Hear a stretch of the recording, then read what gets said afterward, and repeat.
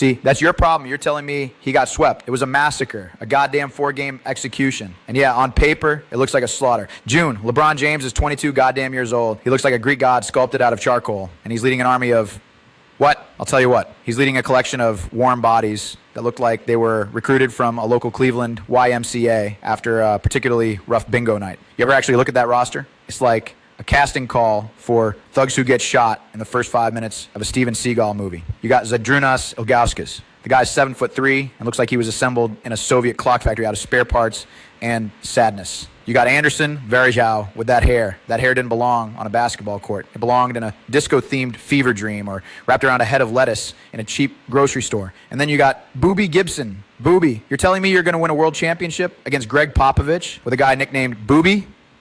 It's a goddamn insult to the craft. Now, the Spurs aren't just a team. They're a goddamn insurance firm with high-top sneakers. Tim Duncan is sitting there staring at the floor, probably thinking about the architectural integrity of a mid-sized bungalow, and meanwhile, he's fundamentally destroying your soul. He doesn't even have the decency to talk trash. He just banks a shot off the glass, runs back, and looks like he's waiting for a bus. LeBron is out there trying to do the Return of the Jedi with a lightsaber that keeps flickering, and the Spurs are just... they're a goddamn buzzsaw. They're double teaming him, triple teaming him. They're daring Eric Snow to shoot Eric Snow. Asking Eric Snow to hit a jumper is like asking a golden retriever to explain the subtext of a Goddard film. It's biologically impossible. And then the ending. Game 4.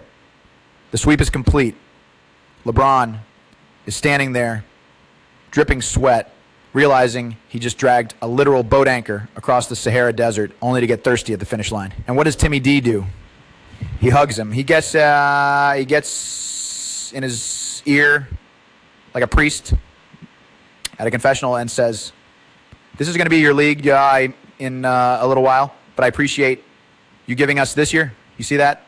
That's some high-level psychological warfare. That's Duncan saying, I'm the king of this hill, kid. I just kicked your ass, and now I'm going to give you a goddamn participation trophy and a pat on the head. People say LeBron failed in 2007. I say LeBron in 2007 was the greatest cinematic tragedy since the end of the Dirty Dozen. He was a man without a country, a king without a court, fighting a war with a handful of pebbles and a prayer. If you can't appreciate the pure, unadulterated madness of Sasha Pavlovich starting in a finals game, then you don't know basketball, and you sure as hell don't know the movies. Now, don't even get me started on the ratings. Lowest in history. Because America wasn't ready for a defensive masterclass.